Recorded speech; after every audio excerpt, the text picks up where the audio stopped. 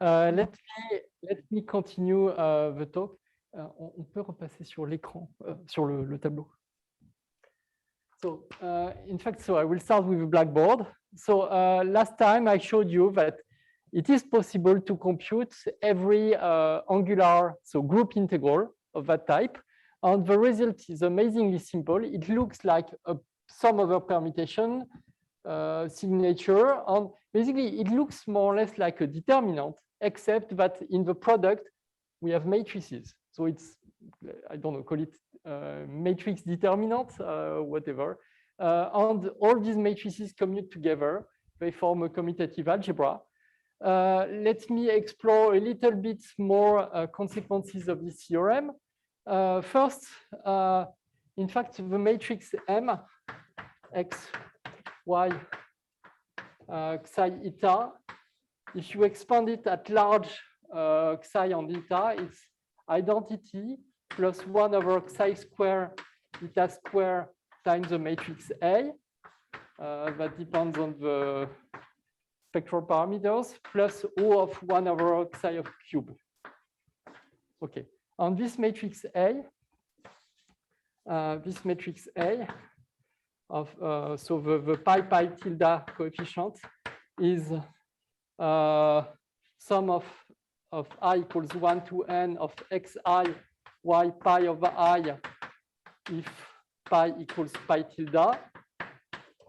It's 1 if pi tilde minus 1 is a transposition.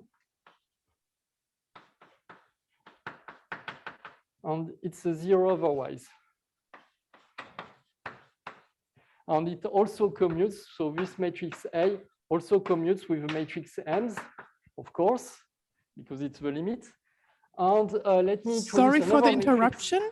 The image is a bit blur here. Is it possible to adjust the camera? The image is a bit blur here. Is it possible to adjust the camera so that it's a bit sharper? Sorry. Can you try to do? Very good. Yeah. So is it better now? It was better in between. Try again, please. We'll shout stop. Wrong direction. Yes, stop. Okay, very good. Thank you.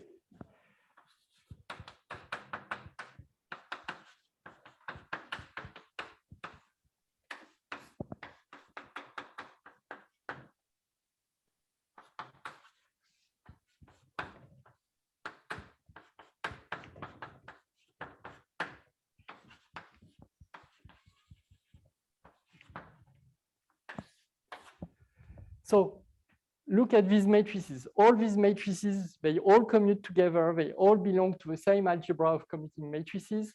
For instance, A is just sum over I of xi AA. Okay, and so they all commute also with I, with this I, with this matrix I.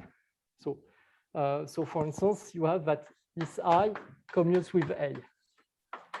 And this is very useful theorem. I will show you some consequences of that in a minute. Let me now state the next theorem. So far, this I is the... Okay, let me continue here. So far, the I here was only the integral, the parts of the integral only over the group. We still have to integrate over eigenvalues. And let me show the theorem now. The theorem is that, so what I called H, which was a matrix, pi tilde, but let me write directly the matrix. It depends on my spectral parameters. And remember, I recall you that this was something like expectation of traces of something like xi minus m1, 1 over y pi of I minus m2, 1 over x pi tilde inverse pi of I minus m1, and so on. So expectation values, so this H collects all possible mixed traces expectation values. And it forms a matrix of size n factorial by n factorial. And I'm going to give you the explicit formula for this H. This H is worth 1 over the partition function for normalizing, sum over, let me call rho is sigma n permutation. Sorry, sigma n minus 1 rho. There will be an n factorial to a square. Product from k equals 1 to n of mu k sigma of k. And what is this mu? By definition, and it depends, this mu will be an n factorial times n factorial matrix. This mu is an n factorial times n factorial matrix defined as follows. It's a double integral, not an n by n integral. It's a double. Sorry, it's not a 2n integral. It's an n double integral of d psi d eta e to the minus n v1 of psi e to the minus n v2 of y e to the n c psi, sorry, psi eta psi to the k minus 1 eta to the L minus 1 and the matrix M psi eta. So that's the definition of mu. So basically, it's the moment of this. So this is a two-variable measure. And these are the moments of these two variable measures multiplied by this M. And I recall that this matrix M is just made of simple rational functions that have poles at the xi's and the yi's. And it's a very simple expression. So, so this is the matrix of moments. And this is the final answer. Well, first, you see that all these integrals, since they are integrals of M, they also do commute with all m's, and they also commute. So they also commute with the A, and they also commute with the AI's. So the result here, the final result H, which is a matrix indexed by permutations, also commute with these matrices, and I will show you some consequence in a minute. But let me first talk about the proof of this theorem. Proof. Well, it's a proof like orthogonal polynomials methods, exactly like Godin meta proof. First, recall that h of xy was equal to, so if you multiply by the partition function, it was this integral over the matrix measure was, so we had dm1, dm2, and which you recall was the x, so Vandermonde of x to the square, Vandermonde of y to the square, product over I of dxi e to the minus n v1 of xi, product over I of dyi e to the minus n v2 of yi, and time the group time vi, time what you have here. So we have a sum over sigma minus 1 to the sigma. We have a ratio by the Vandermonde, so we have only one Vandermonde. We have exponential minus sum over I of so minus x and minus so plus nc in my notation. Recall that I choose c equals minus 1 over n. Xi y sigma I, and we have this m of xy xi y sigma I. Right? and we have, okay, now, okay.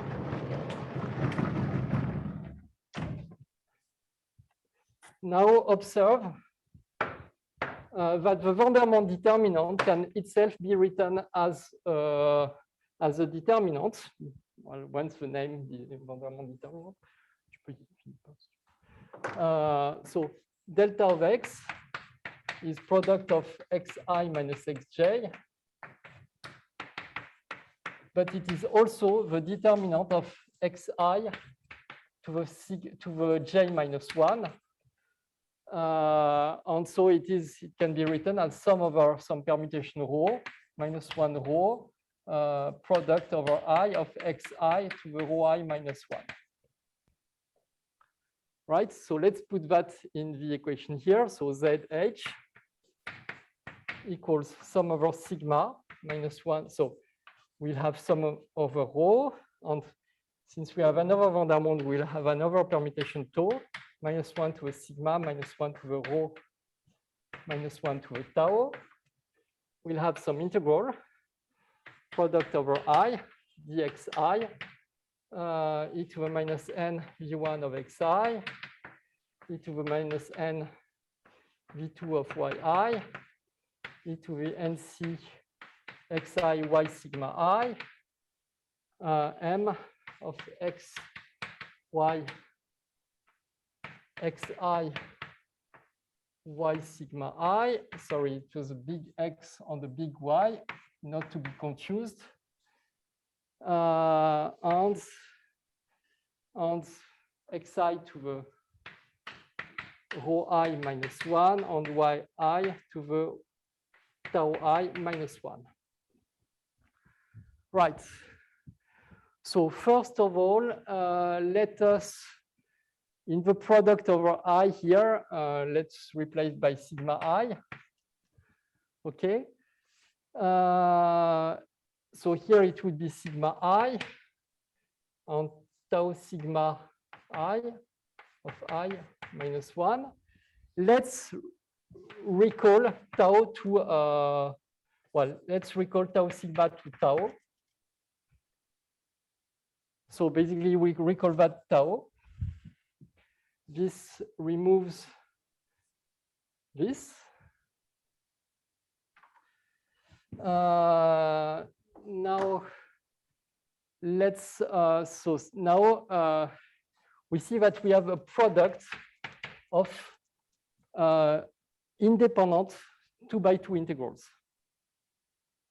and we recognize that this quantity is exactly what I called mu rho I tau I. It's exactly mu tau I rho I. Rho I tau I, sorry. So we see that it no more depends on sigma. So we have n factorial times sum of rho, sum of tau, minus 1 rho, minus 1 tau, product over I of mu rho I tau I. Again, changing, well, since the product is symmetric, we can recall I, we can recall rho I. So you have tau.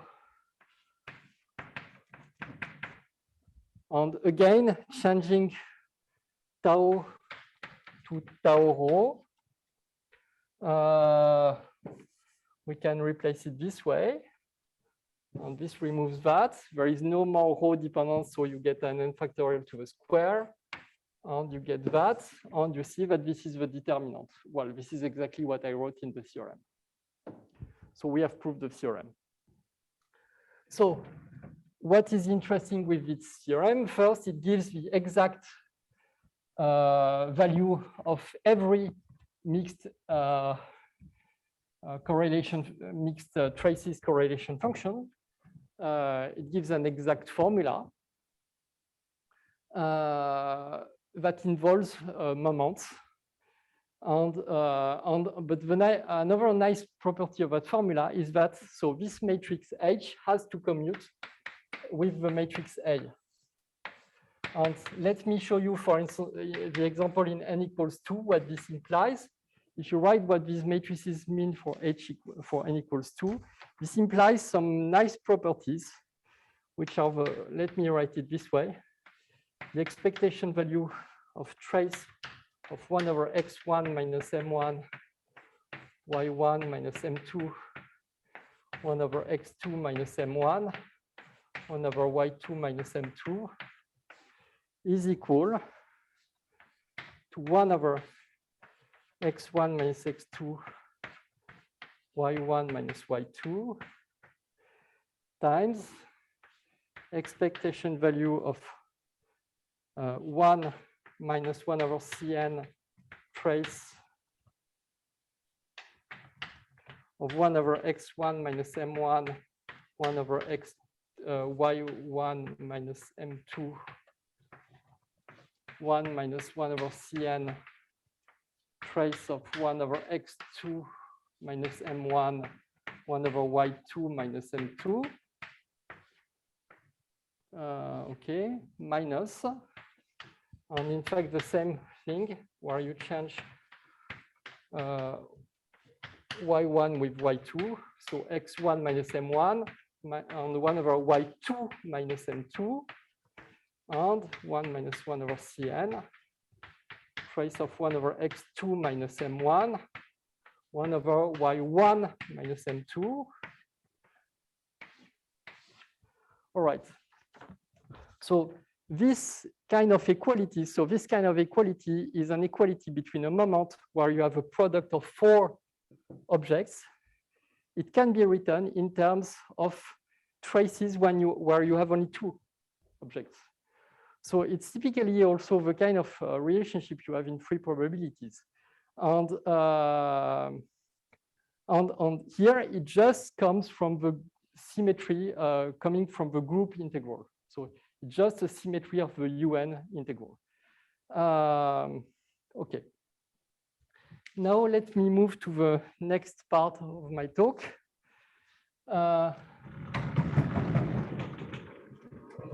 Okay, Bertrand? so this was the example for n equals 2. You can write such relationships for higher ends. And typically, you get some link patterns exactly like on the T-shirt that Roland Speicher was wearing this morning. You have such, I mean, you can relate these equations to the kind of. Bertrand? Yeah. Yeah, maybe that's related to what you say, but do you have a combinatorial interpretation of this relation? No, I don't have a combinatorial interpretation of this relation. Maybe you do, but I don't. I don't, otherwise I wouldn't ask.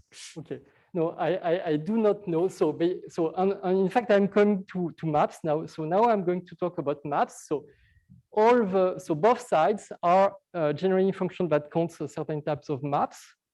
And okay, when you have an equality of generating series, it means there are bijections between the objects that are counted. So there are bijection between certain types of maps and other types of maps. And this bijection is not known by combinatorists. I mean, and we have tried hard to find an interpretation, but we have not succeeded so far. So now let me talk about Ising model. So that will be my second part. Ising model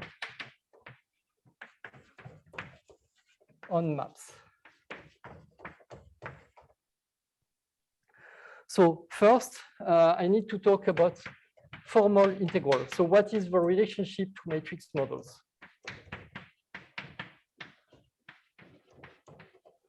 So remember that I was writing a matrix integral, which was on Hn cross Hn, dm1, dm2, exponential, and let me write minus n trace, and I had a over 2 m1 square plus b over 2 m2 square minus c m1 m2, and exponential minus, sorry, n trace of sum over k equals 3 to d tk over k m1 to the k plus sum over k equals 3 to d tilde t tilde k over k M2 to the K. Okay. So this is what I was considering so far, and we made some computations. But possibly you want to multiply that by some polynomial of M1 on M2.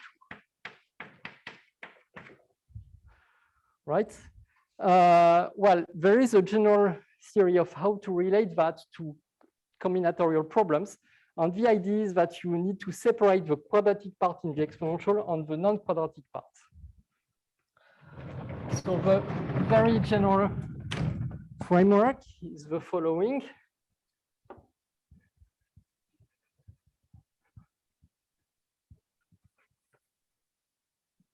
So let me define something that I will call a formal integral, dm1, dm2. Okay, so in fact, let me rewrite the same expression, formal. And it is defined as follows. So it is not equal to the same we had before. It is equal by definition. So this is really the definition. It's sum from k equals 0 to infinity, 1 over k factorial. Okay, let me call all this term in the parentheses. Sorry, even all this.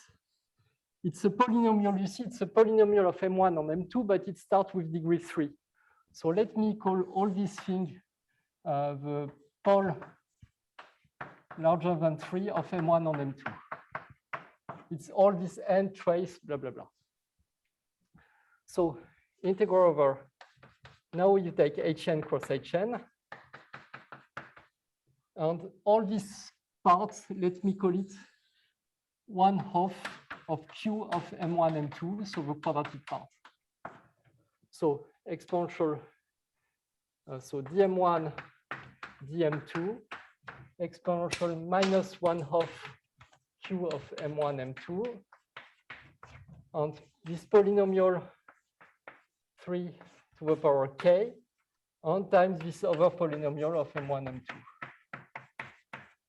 So basically, this is the same definition as before, except that we have exchanged the order of integration on sum over k that reproduces the exponential. 1 over k factorial times this to the k is this exponential, and we have permuted the order of sum on integral. And it's not. I mean, it's not something trivial, and in fact, this is really different from the initial, so from the actual Hn cross Hn matrix integral. The two are really of different nature. And this one is called the formal one.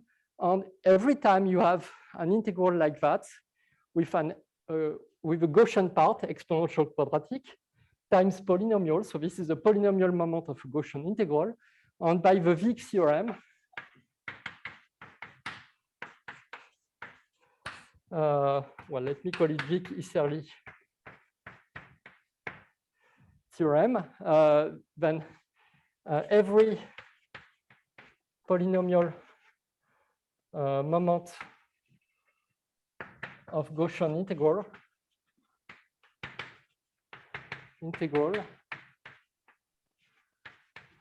can be written is equal to a sum of graphs, of weighted graphs.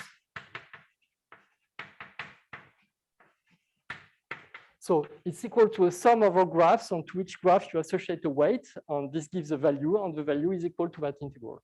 And weighted graphs, and typically the weights, you have Q inverse, the quadratic form inverse per edge, and so you have graphs made of vertices, edges. The weight per edge is related to the inverse of matrix Q, and the weight per vertex is related to the coefficient of this polynomial. I do not want to enter the details, but when you work this for the two matrix model, when you do this for the two matrix model, what you find is exactly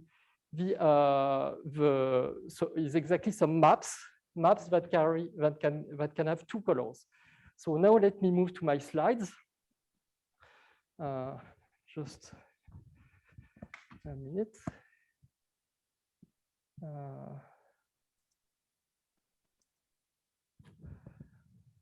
Okay. So I will. I don't know if I can show a pointer. Okay. So my sorry. Oh yes, it's here. Sorry. So can you see the mouse? Can you hear me? Yes, yes, Okay. we can see the Okay. mouse and we can hear you. Okay. So let me move to the next. Sorry. Where is the slideshow mode on Windows? I'm not sure.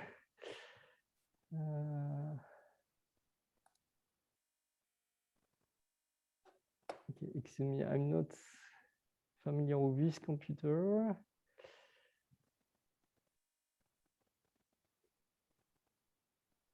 Okay, I will do it by hand. So what are the Ising model maps? So the Ising model maps are maps where you have triangles, let's say triangles, but also quadrangles on over faces. And these faces can carry two possible colors, either plus, I hope you can see, or minus.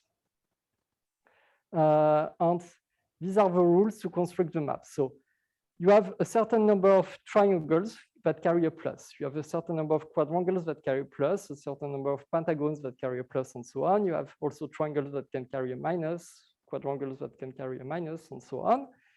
And you have also some faces that are marked faces. So here it's an example of a face. And by marked face, I mean there is marked faces have one edge that carry an arrow. Okay, and you have a certain number of marked faces, and the marked faces are labeled. You have a marked face number 1, the marked face number 2, and so on. And these marked faces have a length L1, L2, and so on. And typically, you are going to compute. So look at this WGN. WGN is the sum of all maps of genus G.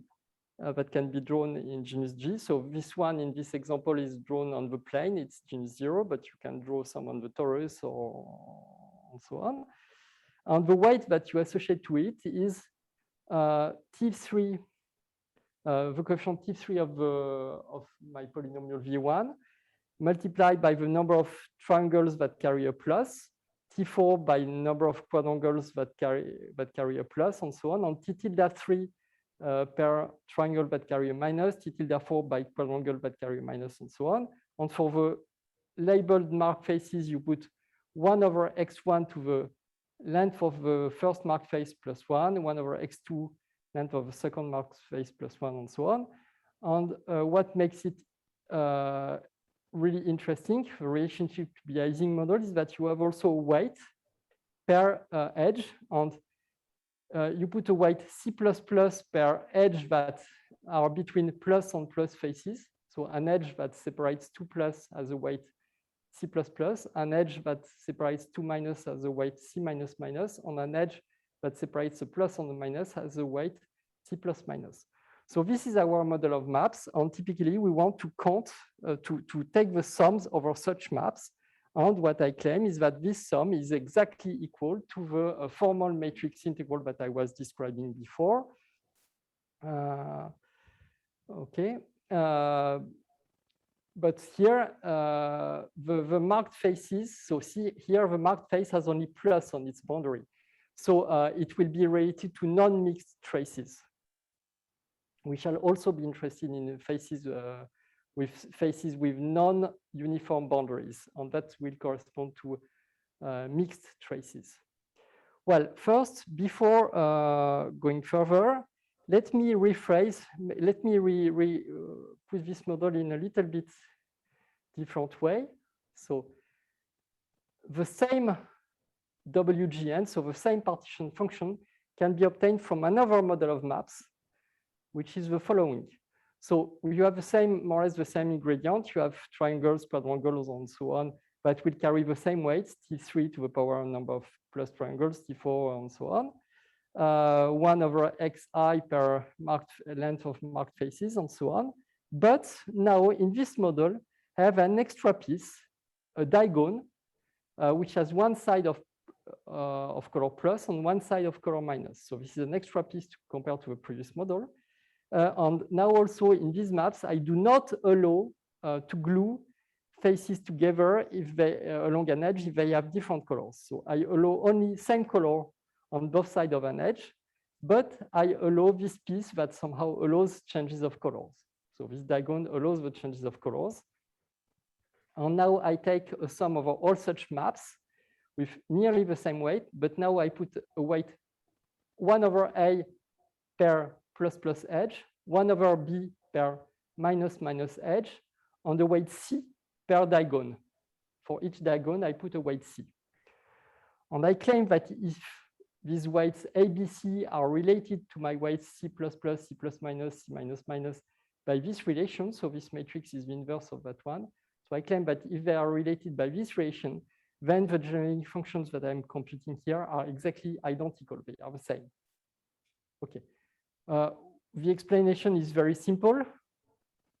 In order to glue together a plus and a minus, you need to insert diagons. You can insert 1 diagon or 3 diagon or 5 diagons and so on. It's a geometric series. And when you sum the weights of gluing such a diagon or 3 diagons or 5 diagons on all of them, when you sum them together, you get the geometric series gives C over AB minus C squared, which is precisely the C plus minus that corresponds to the inverse of the matrix. So it's just to say that you have 2 different ways of phrasing your Ising maps, either with the diagons or either without the diagons, that compute the same generating functions. Okay, so let me come back to my generating functions. So as I was saying, WGN is the generating function that counts maps where all marked faces carry only plus. And you have n of them, first marked face of length L1, second marked face of length L2, and so on. And you take this sum. And you sum over L1, L2, and so on. Okay, so it's a function of x1, x2, xn. Okay. I recall that the prime one was this quantity, ax minus sum of tk xk minus 1. And for convenience, it's useful to rewrite that a is minus t2. Okay, same thing for the b's. And it's also convenient to define the following functions. So W01 is what I will call the disk amplitude. It will play a really special role. W01 means 0 means planar, and 1 means only one marked face. So typically here you have an example of map that contributes to W01. It can be drawn on the plane, and there is exactly one marked face with only plus, and one marked edge along the marked face. That's here. Okay, what we want basically is to compute W01 on every WGN on many other generating functions that count maps. But let's start by computing W01. In fact, it's convenient to make a shift W01 by V prime 1, divided by C, and call this new function y of x. It contains exactly the same information as W01, but the equations will look nicer in this function y of x rather than the function W01. And if you want to recover W01, you just make the shift again. Okay, you could also compute, so here it's a tilde. You could compute the tildes, W tilde GNs. It's exactly the same thing, except that I consider marked faces with only minus. So the W tildes have only minus on their marked faces. And in particular, you can have a W tilde 01, the disk amplitude with one boundary with minus signs. And you shift it now by V prime 2 and call this function x of y. Okay, so just some definitions. Now I also write some other generating functions. This UK is, I hope you can read. Isn't it too small? Okay. UK is, again, a sum over maps. Can I enlarge that? Okay. UK is again a sum over maps with more or less the same weight. Okay, but here the mark, so UK will mean genus 0, and there is only one marked face, but this marked face has a certain number of plus and a certain number of minus. In fact, UK means the K here is the number of minus. And for the number of plus, it's L1, and you sum over L1 with the weight 1 over x1, with weight 1 over x to the power L1 plus 1. So it's a function of x, and for each K, you have such a function of x. Let me also define, so let me sum over K. So you sum over K with a new spectral parameter Y. In this way, so it's a sum over K with the UKs, and you form a function of two variables, which you call W01. It's basically the sum of these UKs, and again, you make a certain shift, which will be convenient for writing the equations. Shift by V prime 2 and by C square X. Okay, you could do that also for higher genus maps with higher number of marked faces, but let me ignore that for a moment. Let me also consider the function H. Well, let's focus also again on the genus 0 and the one marked face. Basically, now you have, again, a marked face. So this H means you have a marked face, but you have now an arbitrary number of plus and an arbitrary number of minus. And you sum the plus with 1 over x to the L plus 1, the length of the plus part, and 1 over y to the L plus 1, the length of the minus part. So it's this term here. Okay, another one is the PGN, which is a polynomial in x1 and y.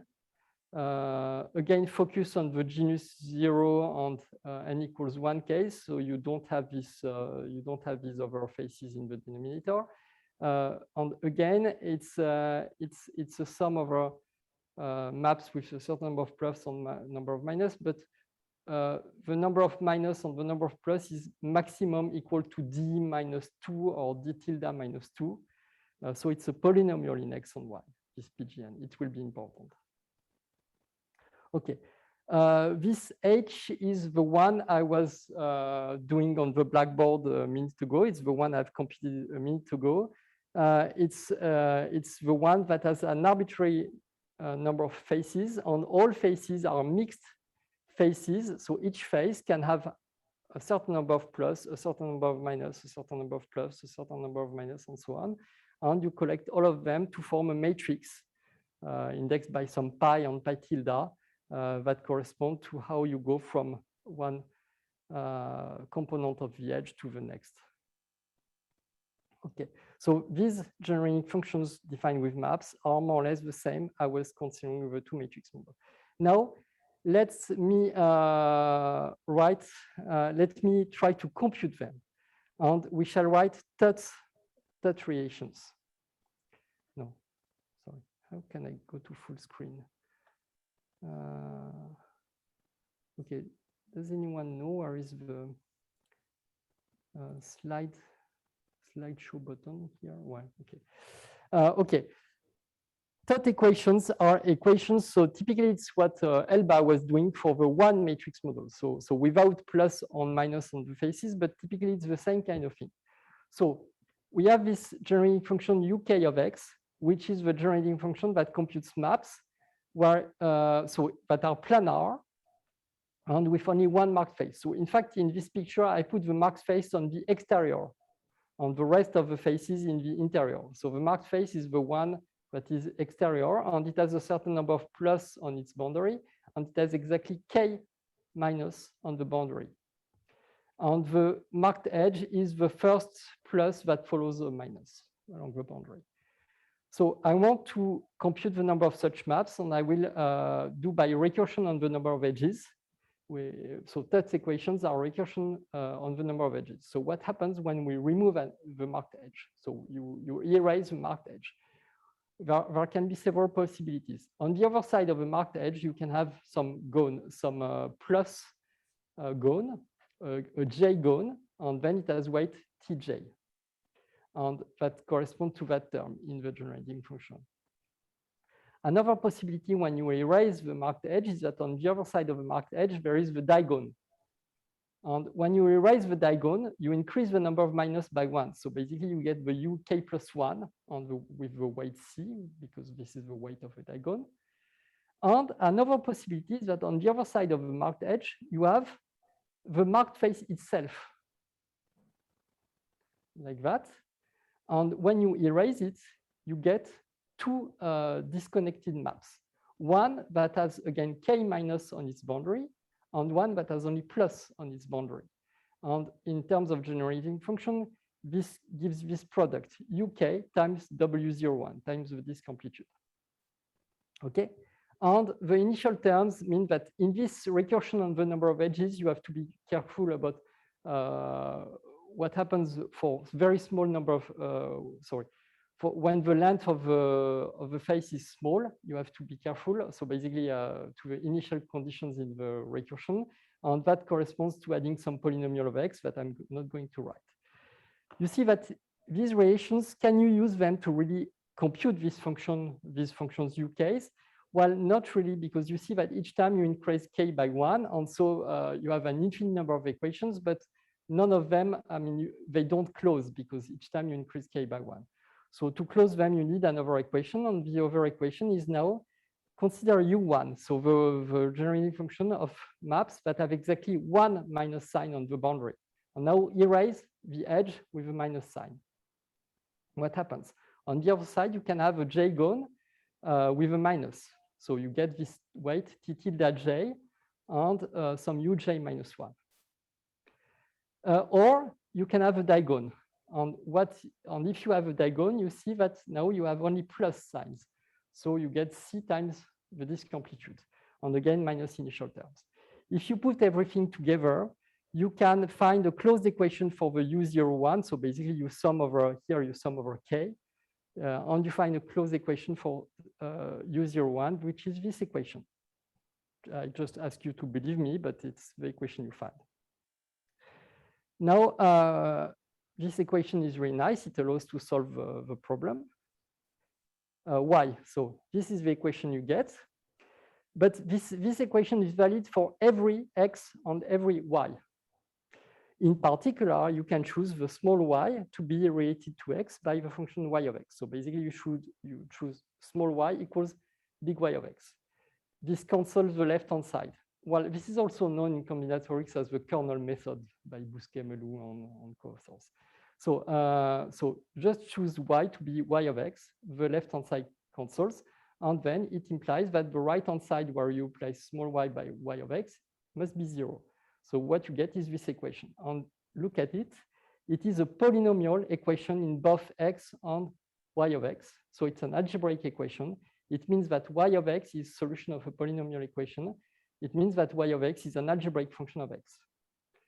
And basically, it determines completely this y of x. So basically, this equation determines the disk amplitude. It determines W01, and we see that W01 is an algebraic function of x. And it obeys this equation, this polynomial equation, E of xy. So the right-hand side here, let me call it E of xy. It's this polynomial. You see it has degree d in x and degree d tilde in y. This is the Newton's polygon of this polynomial. So basically, I put a dot whenever you have, so at position ij, if there is a coefficient for the xi, yj in this polynomial. And it always has such shape. And so basically, this determines the disk amplitude, it determines W01. So let me summarize a little bit what we have. So we have found that y of x satisfies this equation. And so we know W01 of x like that. And also now we can, so now since we know the disk amplitude, the third equation can be used to also find the U01, now with arbitrary y, and it's just this ratio. So again, it's a quite kind of simple expression. Now we could have done also the same thing with the W tilde. So now let's redo the same computation third equations with the minus sign instead of the plus signs. And you will find that the function x of y, which is the W tilde 01 shifted by v prime 2, satisfy an equation. And in fact, it is the same E. it's important. The same E, the same polynomial of two variables can be used to determine the disk amplitude as a function of x, the plus disk amplitude, and the minus disk amplitude as a function of y. It is the same equation, which means that functionally the two functions x and y are functionally inverse of one another in terms of multi-valued algebraic functions. They are inverse of one another. This is a remarkable result. This is deeply related to the notion of symplectic invariance that Elba was mentioning this morning. This is also very deeply related to the Matizin equations in random matrices. This is a very deep result. And also, let me say that by writing again Tut's equations, you can find the following result. The function h01 of xy, which was computing mixed traces, so one face, so planar, one face, but the face has two colors on its boundary of arbitrary length, and it's equal to that. So now I will leave the slides and go back to the blackboard.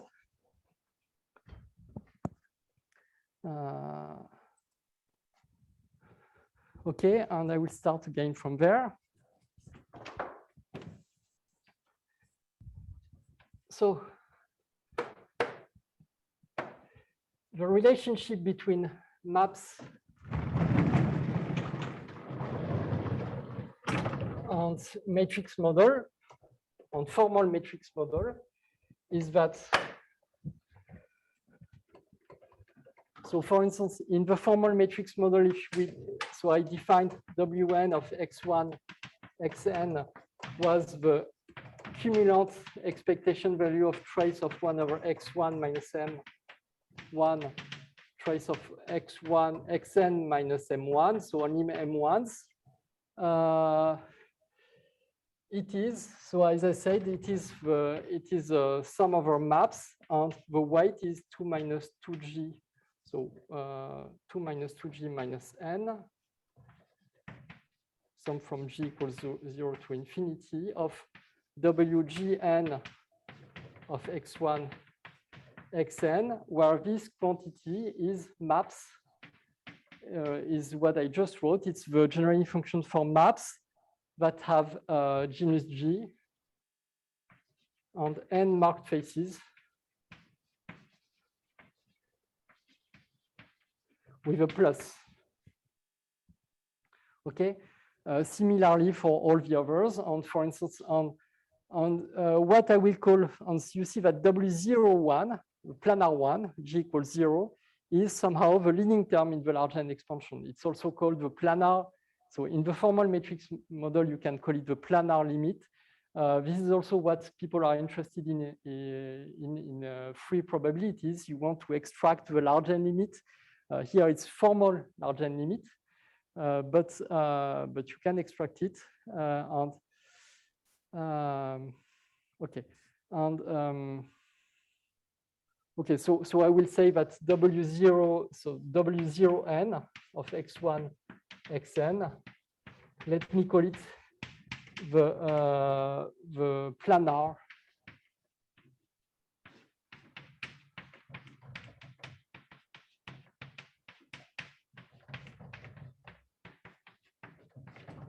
okay.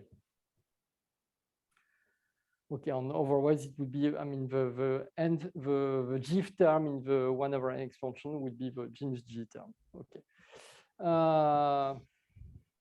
Right. So let me summarize what we obtained so far. So we have an equation E of x, y of x equals 0, which determines W01 of x, which is v prime 1 of x minus c y of x. We have the equation E x of y, y equals 0 that determines W tilde 01 of y equals v prime 2 of y minus c x of y. We have this U01 of x, y, which was, I recall, the expectation value planar of trace of 1 over x minus m1 v prime 2 of y minus v prime 2 of m2 over y minus m2 plus cx squared minus v prime 2 of y. And I said that this is equal to e of xy divided by c, I think minus c, y minus y of x. And this function h01 of xy, which was the expectation value planar of trace of 1 over x minus m1, 1 over y minus m2. And let me put 1 minus 1 over nc. And it is equal to e of xy over x minus x of y, y minus y of x. And I think there is a minus c here. Okay. So, and again, this one counts maps with 1 plus boundary. So plus everywhere. Planar maps. This one counts the same kind of thing with minus planar maps. This, and the interesting one is this one that counts a face where you have a certain number of plus and a certain number of minus planar map. So now we know this generating function, we know this generating function, we know this generating function. First remark, once you know the disk amplitude, so once you know the disk amplitude, you know this polynomial E and vice versa. If you know the polynomial E, you know the disk amplitude of plus signs. And you see that knowing the disk amplitude with plus signs implies that you know the disk amplitude with minus signs. And it also implies that you know the disk amplitude with a mixed boundary condition, mixed traces. So mixed traces are determined by non-mixed traces. And they are furthermore determined by only plus non-mixed traces, for instance. So now we want to go further. And I will give you a result. No, it's no longer written on the blackboard. But let me now compute. So a little bit further before, at the beginning of this lecture today, I showed you that the group symmetries implied, so the fact that you commute with this A matrix implied some relationship between the expectation values. And if you take the planar part, in fact, what you get from what I said before is that the trace of 1 over x1 minus m1, 1 over y1 minus m2, 1 over x2 minus m1, 1 over y2 minus m2. This expectation value planar. And I think you take a minus 1 over nc in front. So which is counting, so it is counting some things like you have one marked face, again planar. So on a planar map, you have one marked face, but now you have two changes of boundary conditions. Okay, so we have a certain number of plus and a certain number of minus.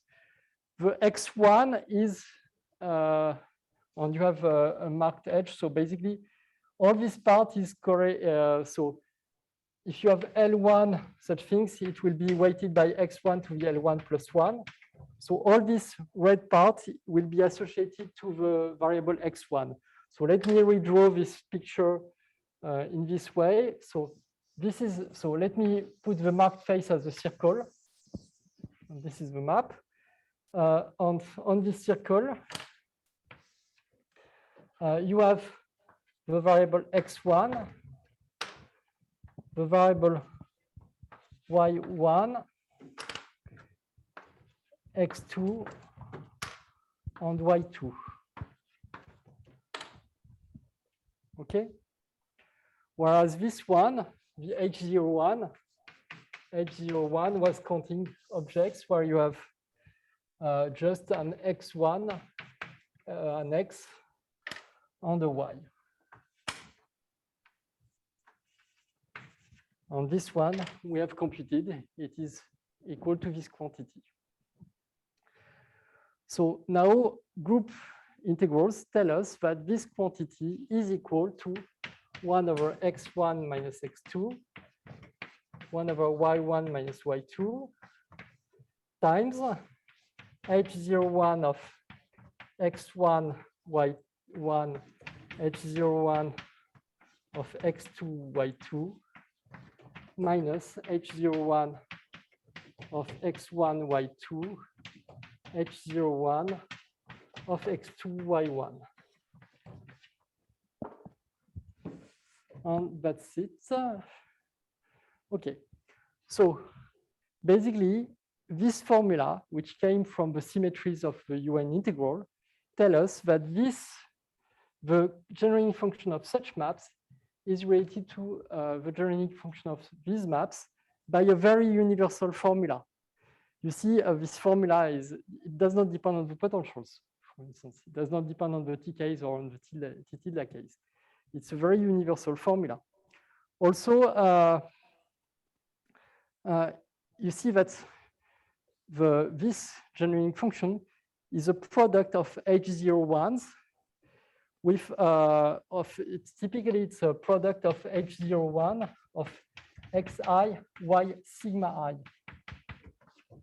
and some other permutations with a coefficient c sigma of x and y.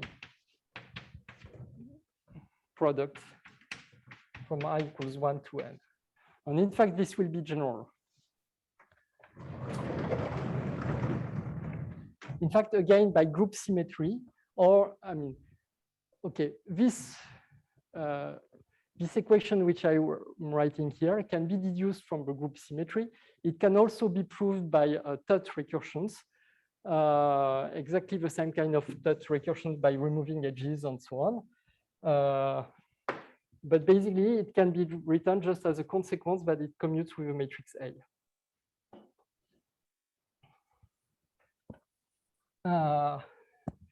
So let me state the next theorem, and I think I will stop here then for today.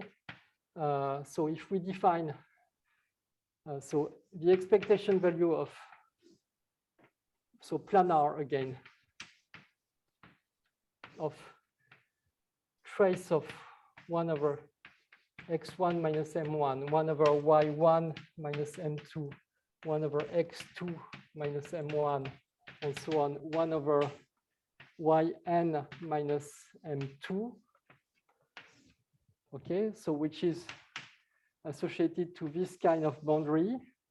So you have x1, x2, x3, and so on up to xn, and y1, y2, and up to yn, okay, is equal to sum of our permutations. You have this coefficient c sigma of the x's and the y's, a universal coefficient, and product from I equals 1 to n of h01 of xi, y sigma I. So basically, it tells you that once you know the function h01, you know all such amplitudes. And what are the coefficients c sigmas? And moreover, c sigma is non-zero only if sigma is a link pattern. What I mean by that is that you see sigma associates, it associates an x with a y. It's a permutation that sends the x's to the y's. So let me draw it as arrows as arrows on that picture. For instance, x1 can go to y2, x3 can go to some other place, and so on. Okay, and I want, so for instance, xn could go to y1, but this is not a link pattern. There is a crossing. So basically, I want non-crossing. So it means non-crossing. So you should sum over only sigmas that are non-crossing. And this is basically the T-shirt of Roland Speicher. So you have, you can have such pictures. No, I mean, okay. Just invent some of them. And what is the value of C sigma then? What is the value of C sigma? And I think it's time to stop. So for instance, just as an example, in the case of n equals 2, so if we so in the case n equals 2, we had two permutations, the identity and the transposition. Both are non-crossing. And the coefficient was 1 over x1 minus x2 times 1 over y1 minus y2 for the identity, and minus that for the transposition. And in general, there is a formula for C sigma, but I think that I will give it next time. So there is a closed formula for C sigma, which is just a rational function made of all the xi's, and that can be entirely read off from the link pattern. And basically, it's a product of 1 over xi minus xj and yi minus xj along the faces of that graph. And I will give it next time. So first, thank you for your attention.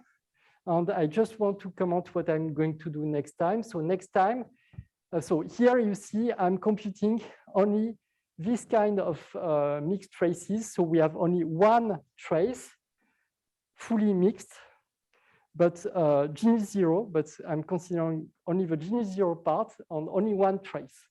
The goal next time is to have an arbitrary number of a product of an arbitrary number of traces, all of them fully mixed onto every order in 1 over n, so every genus.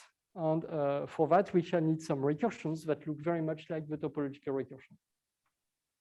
But the idea is that once you know the disk amplitude, so once you know W01, once you know non-mixed traces, basically, you know everything. You can know everything by some recursion, similar to topological recursion. Thank you for your attention.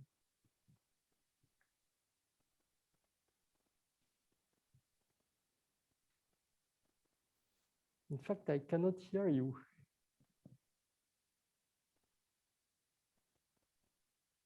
Oh, can you hear me now? Sorry. Yeah, yes, Thank you for your lecture. Are there any questions?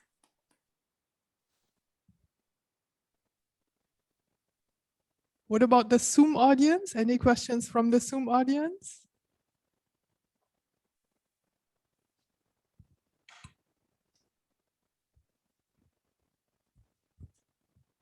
Hello, I have one question.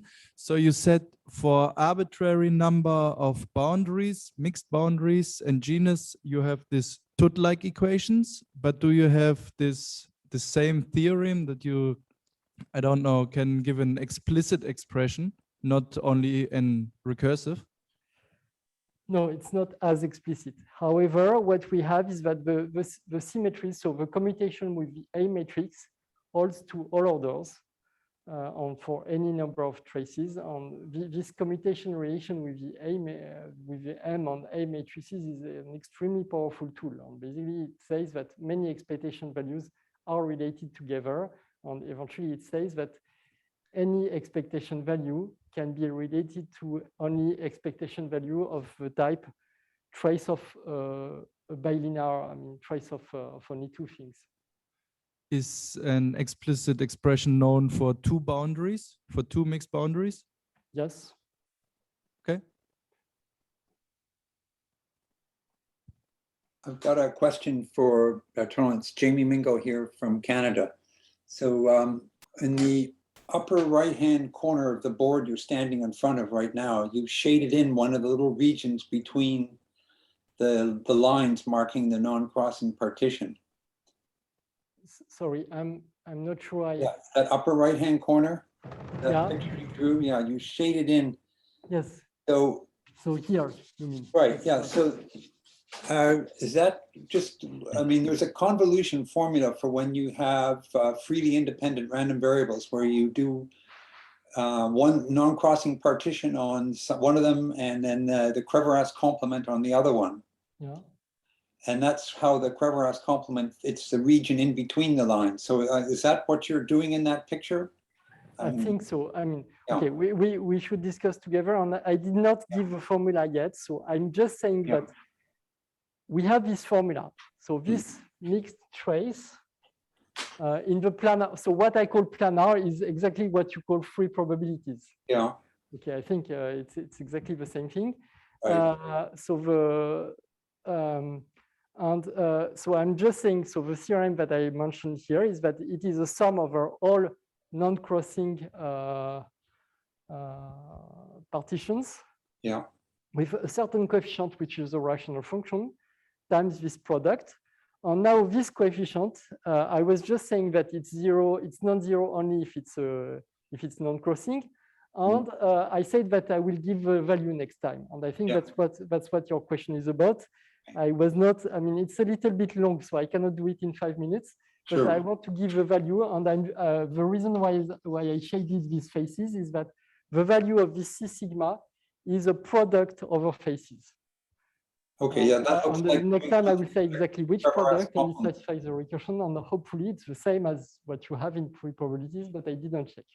Yeah, I didn't get to see Roland's talk this morning because I just got up, and but in the case of this higher order freeness, and I think I can see Piotr sitting there in the third row, that he could comment on this too. But the idea is that you take cumulants of traces of resolvents, and when you do that, the highest order term is always planar.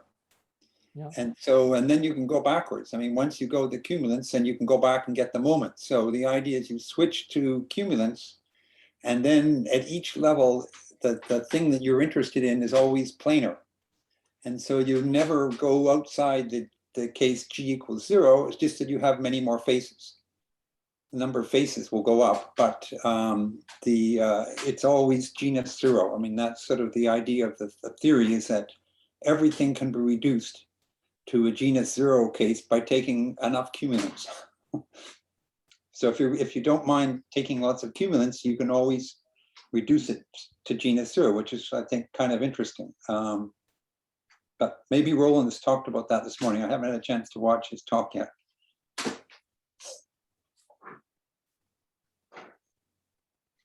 Yeah, but we'll see in your next lecture.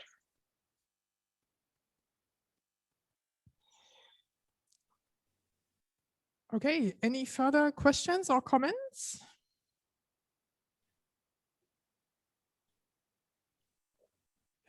No, that doesn't seem to be the case. Then let's thank Bertrand again.